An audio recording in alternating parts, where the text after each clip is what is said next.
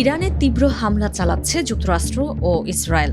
হামলায় দেশটির রাজধানী তেহরানে অন্তত ৩৩,০০০ বাড়ি ক্ষতিগ্রস্ত হয়েছে বলে জানিয়েছেন শহরের মেয়রের মুখপাত্র আব্দুল মোহর মোহাম্মদ খানি। তিনি জানান, হামলার কারণে অন্যত্র চলে গেছে ১,৮৬৯টি পরিবার। এছাড়া আরও প্রায় ১,২৪৫টি পরিবারকে স্থানান্তর করা হয়েছে ২৩টি আবাসিক কমপ্লেক্সে। এর আগে ইরানের আহবাজ শহরে খুজেস্তান স্টিল কোম্পানি এবং ইস্পাহান প্রদেশের মধ্যাঞ্চলের মোবারাকে স্টিল কোম্পানি শিকার হয় যুক্তরাষ্ট্র ও ইসরায়েলি হামলার। মোবারাকে স্টিল কোম্পানি জানিয়েছে, হামলার পর তাদের উৎপাদন সম্পূর্ণভাবে বন্ধ হয়ে গেছে। অন্যদিকে খুজেস্তান স্টিল কোম্পানির পক্ষ থেকে বলা হয়েছে, হামলায় ক্ষতিগ্রস্ত ইউনিটগুলো মেরামত ও পুনরায় সচল করতে অন্তত লাগবে ৬ মাস সময়।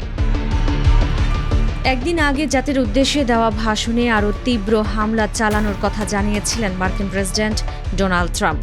এ সময় তিনি ইঙ্গিত দেন, স্থল অভিযানও চালানো হতে পারে ইরানে। এমন প্রেক্ষাপটে সংঘাতের মাত্রাকে আরও বাড়ানোর ইঙ্গিত দিচ্ছে ইরানের পার্লামেন্ট স্পিকারের বক্তব্য।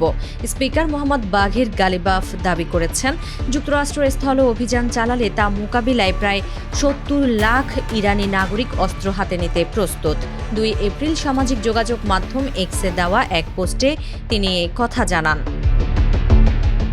দীর্ঘদিন ধরে মোহাম্মদ বাঘের গালিবাফকে যুক্তরাষ্ট্রের সঙ্গে সম্ভাব্য আলোচনার অংশীদার হিসেবে বিবেচনা করা হলেও যুদ্ধ শুরুর পর থেকে একের পর এক যুক্তরাষ্ট্র বিরোধী অবস্থান ও বক্তব্য প্রকাশ করে আসছেন তিনি।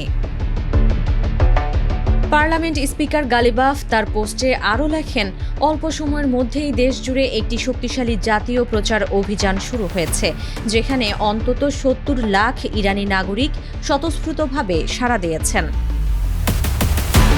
তবে ঠিক কিসের ভিত্তিতে বা কোথা থেকে এই ৭০ লাখের পরিসংখ্যান এসেছে তা এখনও স্পষ্ট নয়।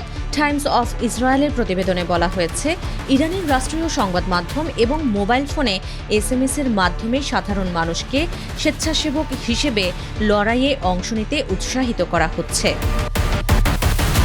এছাড়া অবসরপ্রাপ্ত সেনাদেরও যুদ্ধে অংশ নেওয়ার আহ্বান জানাচ্ছে ইরান সরকার। একই সঙ্গে ইরানের বিপ্লবী গার্ড বাহিনীর অধীনস্থ স্বেচ্ছাসেবী আধাসামরিক সংগঠন বাসিজে নিয়োগ কার্যক্রম চলছে, যেখানে ১২ বছর বয়সী কিশোরদেরও অন্তর্ভুক্ত করা হচ্ছে বলে খবর পাওয়া যাচ্ছে।